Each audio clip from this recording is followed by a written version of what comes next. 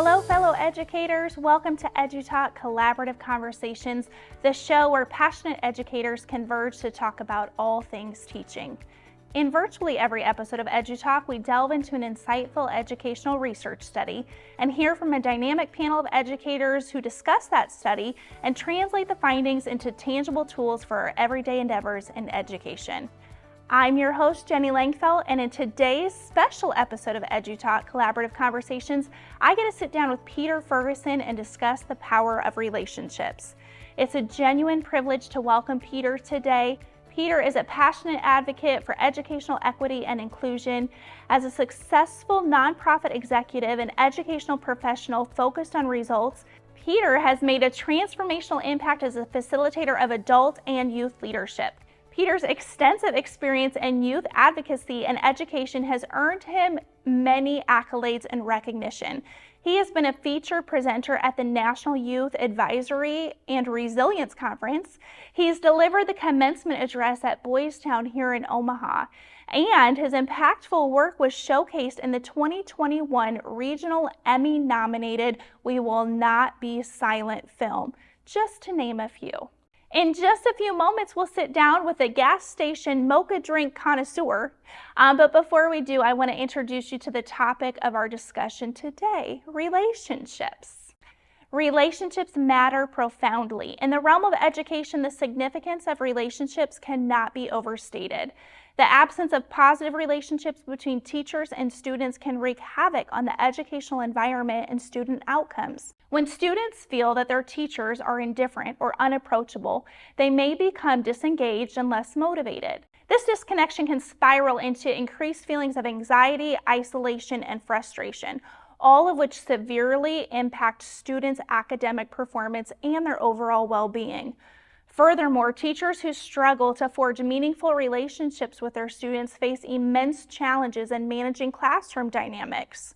This results in a chaotic and less than nurturing learning experience for the students. The void of trust and respect also stifles students from seeking help or voicing when they have challenges. This culminates in unmet needs and a deeper knowledge gaps. Ultimately, the negative repercussions of strained student-teacher relationships ripple across the entire school community, crippling the collective aim of cultivating a supportive and inclusive environment for everyone.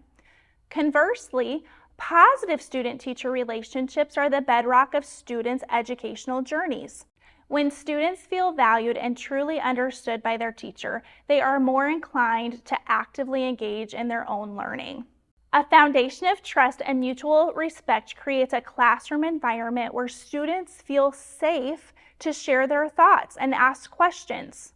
They take intellectual risks. This psychological safety emboldens their confidence and ignites their drive for education excellence. Teachers who nurture strong relationships with their students are more adept at recognizing individual needs and tailoring their instruction methods to foster a more personalized and effective learning experience. The ripple effect of these positive interactions reaches far beyond academics, enriching students' social and emotional growth and nurturing more harmonious and supportive school culture. Now, on today's episode of EduTalk Collaborative Conversations, I get to sit down with Peter Ferguson. Peter Ferguson has over 25 years of experience of professional development, and he emphasizes that relationships are the cornerstone of success. He engages thousands annually across various fields, including K-12 schools, family advocacy, and corporations, and he facilitates discussions on race, education, and inclusion. Additionally, he hosts the weekly radio show Bigger Than the Score, and he currently serves as the coordinator of culture, inclusion, and scholar development for the Lincoln Public Schools. And if that wasn't enough, he also leads Peter Ferguson BHS LLC.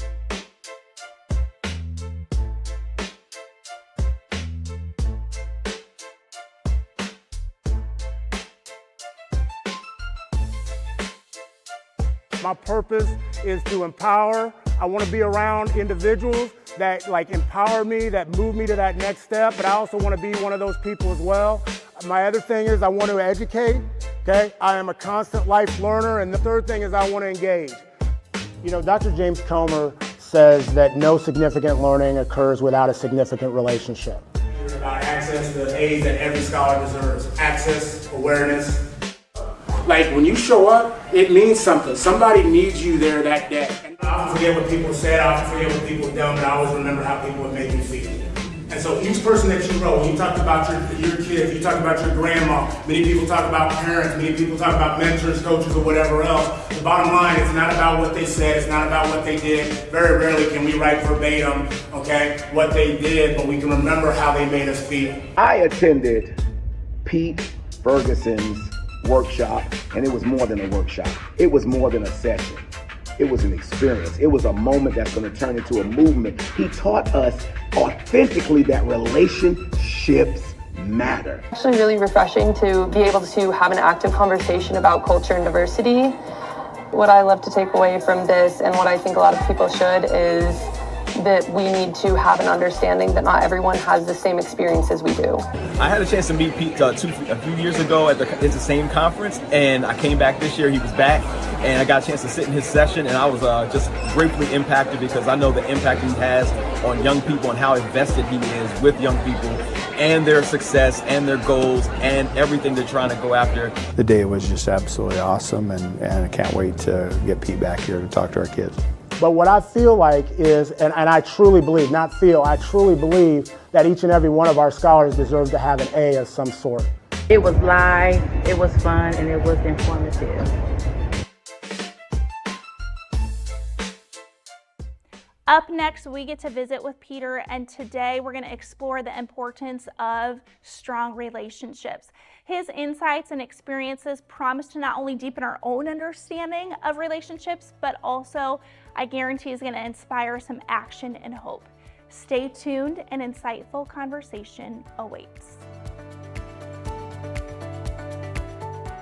Please note that the opinions and views expressed by the host and panelists on this show are their own and do not necessarily reflect the official policy or position of their employers or affiliated organizations. Hello, welcome back to EduTalk Collaborative Conversations. I am your host, Jeni Langfeldt, and I can't wait for you to meet today's guest.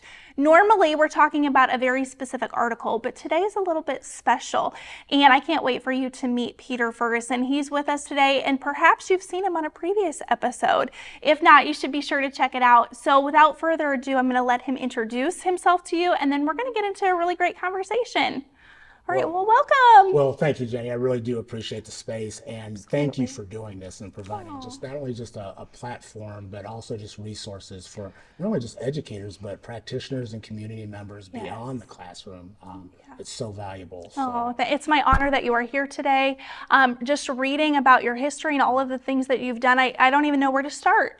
So fill us in. What are you up to? Well, in a previous episode I shared, but I always start off by just sharing thanks and appreciation for what you've done in the past, who you are today, and what you will do in the future.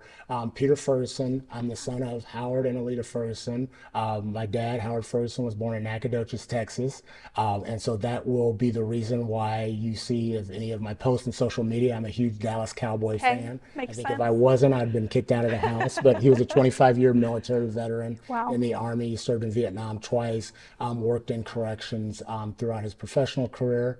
My mom, Alita M. Ferguson, was a 40-year educator, and mostly in the elementary school ranks. She was born in California, taught over in Labrador, Germany, Washington State, Arizona. And so I give all credit to who I am. I think the biggest honor is when people say, you're a lot like your parents. You remind me of your mom. You remind me of your dad. And I think sometimes growing up, we kind of shirk that.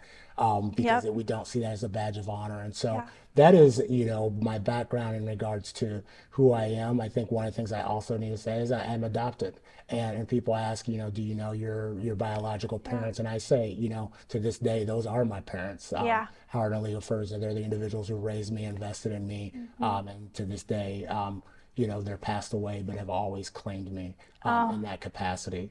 Wow, what a legacy that they get to see unfold after them. Yeah. No, I'm very appreciative. And, one of the things that they've instilled with me is just being somebody that you're going to have a lot of people that you hope, and they hoped as they were alive, would believe in me. And one of the foundations they always shared is you have to have a purpose. Okay. And my purpose is to empower, it's to educate and engage. And I always go in kind of threes, but I want to be the type of person when I'm in space that I empower individuals, but also I want to be in space that I'm empowered and that I'm being uplifted and that I'm being moved forward to want to engage, do, and be more. Educate. People always say you're a lifelong learner, and people will say, I commend you for pursuing and achieving that doctorate status, because that is truly something that's not easy, but that's a goal that, a very short time ago that females and people of color could not attain. Right. And so for you to have that, again, I want to give you that credit, but I do tell people, I have my doctorate in the community. Yes, you do. And so, being somebody that wants to be around and continue to be educated, whether that's by young people or other people, I don't want to be in space that I'm always the smartest one in the room. Amen. And then be an engager.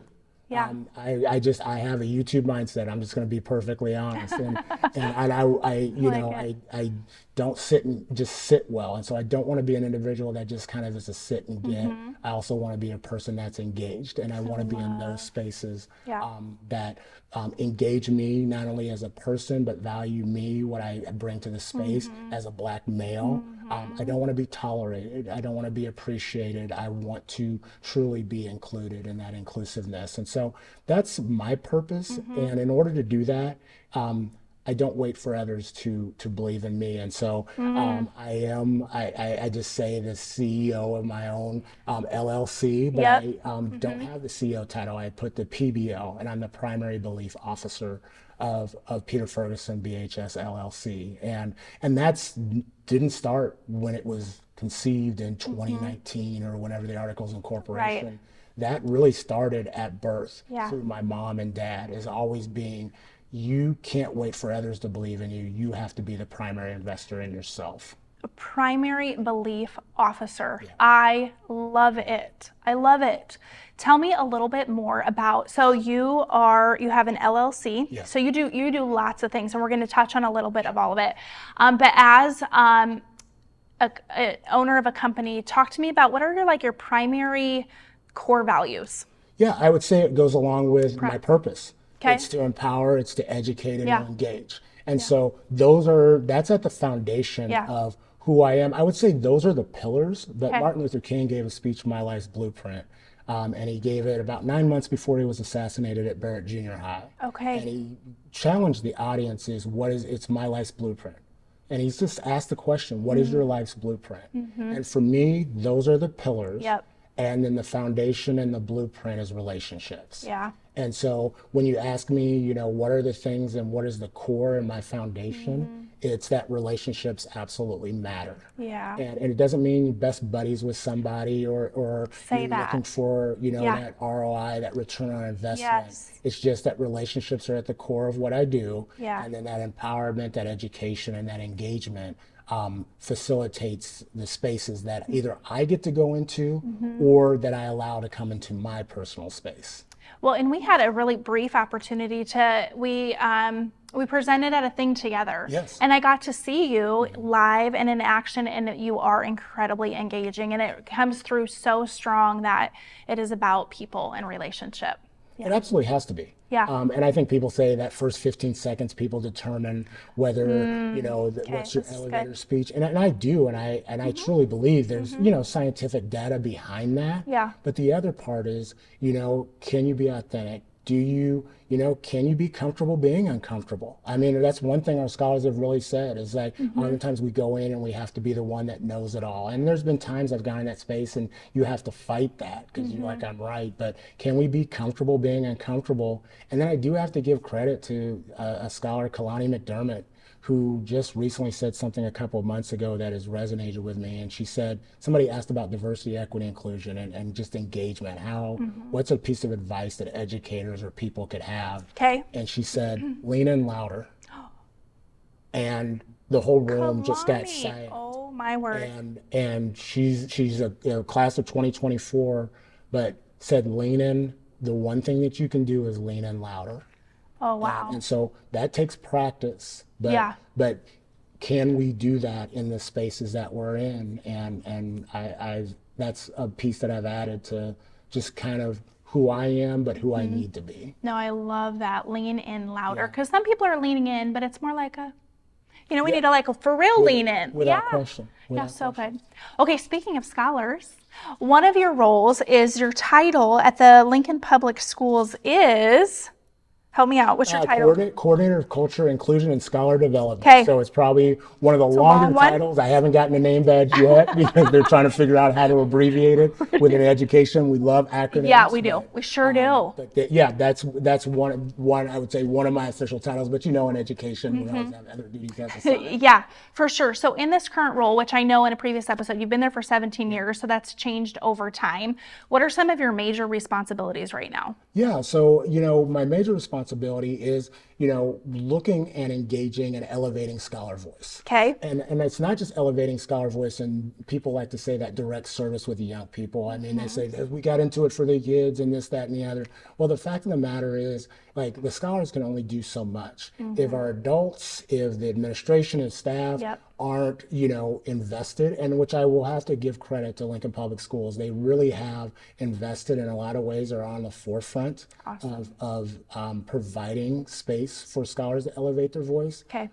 It's all for naught. Yeah. And so that's one of my roles. Okay. I get to work with staff, whether it be professional development, Okay. and oftentimes I say, how are we modernizing our approach, Okay. and our engagement, not throwing out old practices and Okay. beliefs and policies, but we oftentimes don't look and revamp what that looks like. Yeah. It worked for us in 1996, or we bring somebody in, and I think the unique part for me is day in and day out, I have contact with scholars in various capacities, not only just in the building, but also in the community, and other things. People say maybe extracurricular opportunities that I get to do, which is truly one of those nice pieces, but also creating and being creative in providing spaces for scholars to be empowered, to be engaged, to not just reimagine space, but to make sure that space becomes a reality for them to fulfill their fullest potential, and not be students that are fulfilling their fullest potential,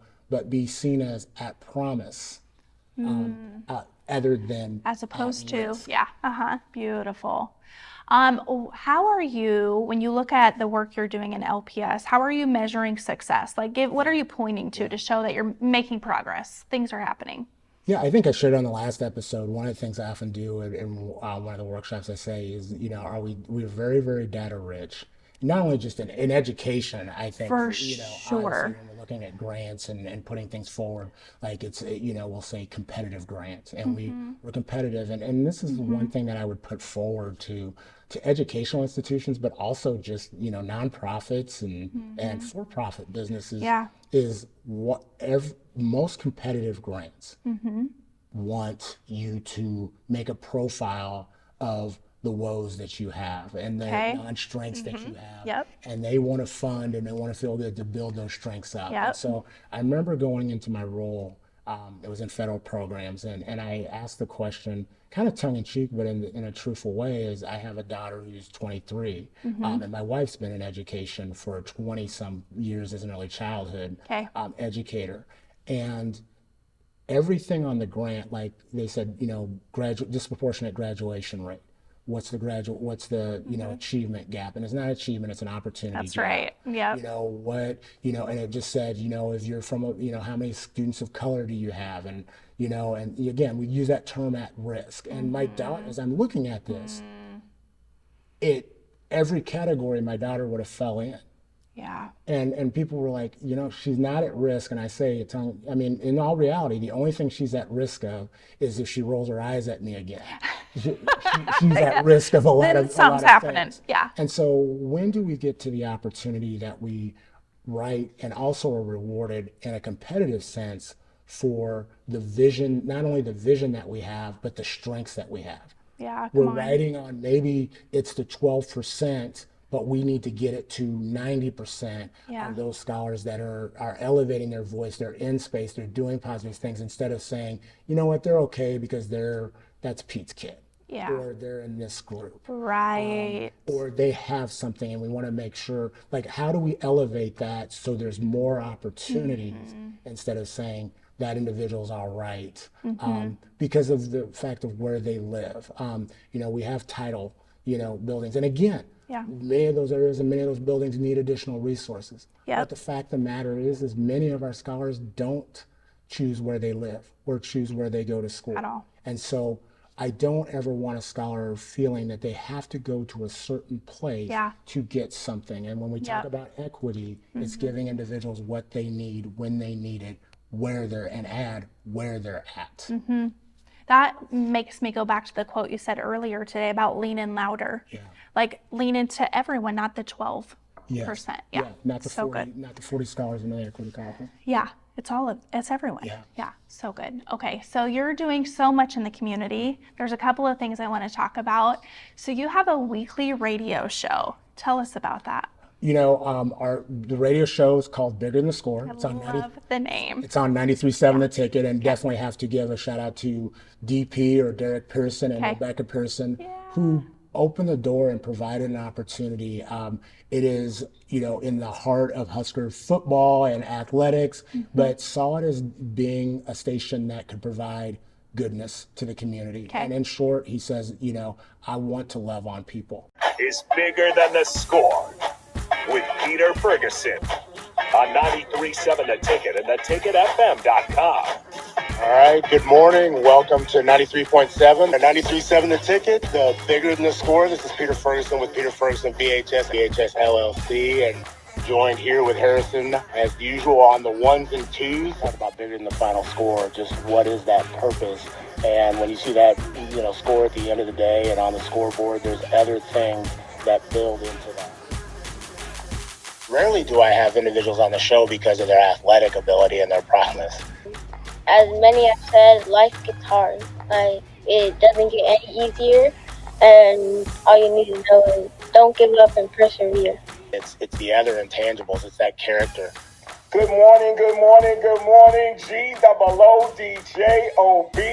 Good job.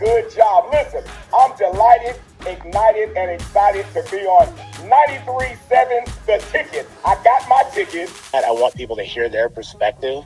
If you like talking, don't let your stutter stop you from doing it. You have to make it scared of you instead of being scared of it. And by that means all individuals and especially voices. And so weekly we get to promote positive youth action, which is kind of a theme for a lot of the engagements that I'm in. We bring primarily scholars and just profile things that go beyond the field, go beyond the basketball court, go beyond the diamond. And it's not, honestly, about maybe 15% of it sometimes relates to athletics in some form or fashion. This is my favorite part.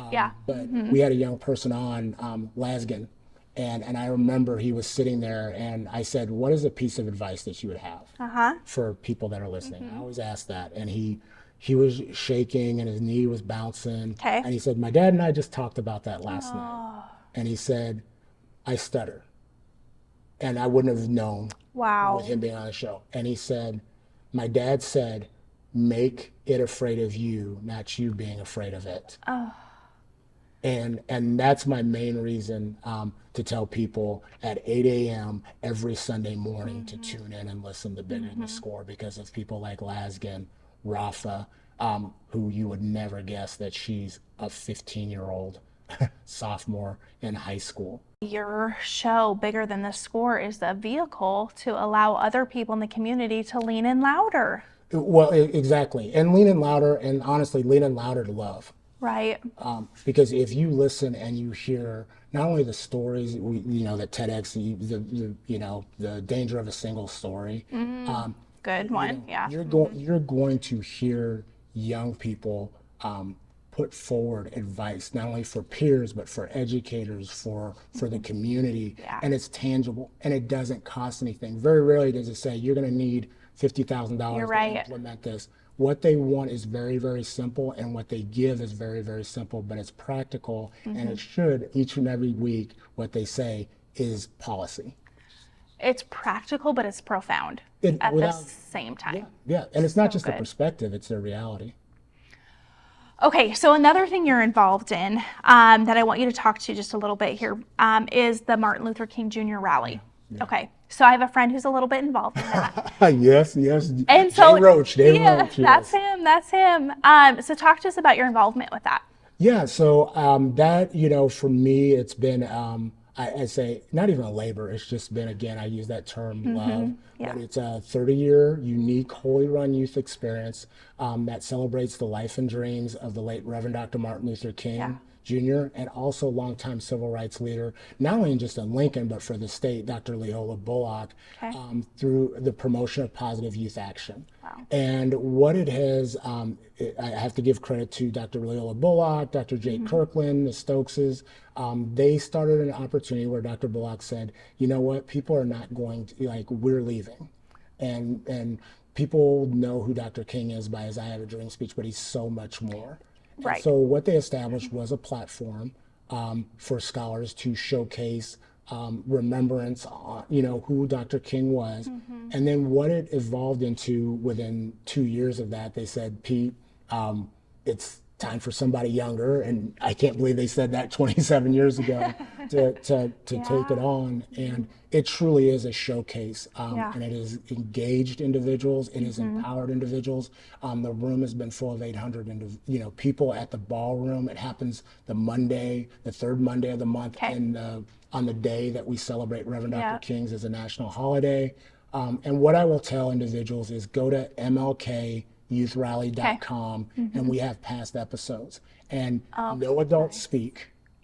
It is all young people. And I will tell you, you will be moved in a way that is unique across this country. And I argue that it's probably one of the best examples of elevation of youth voice that you will see, from elementary school scholars to high school scholars, putting forward messages.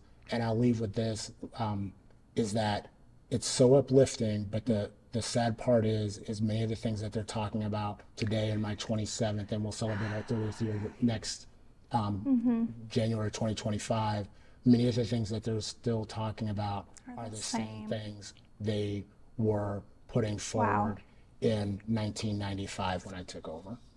Unbelievable in many ways.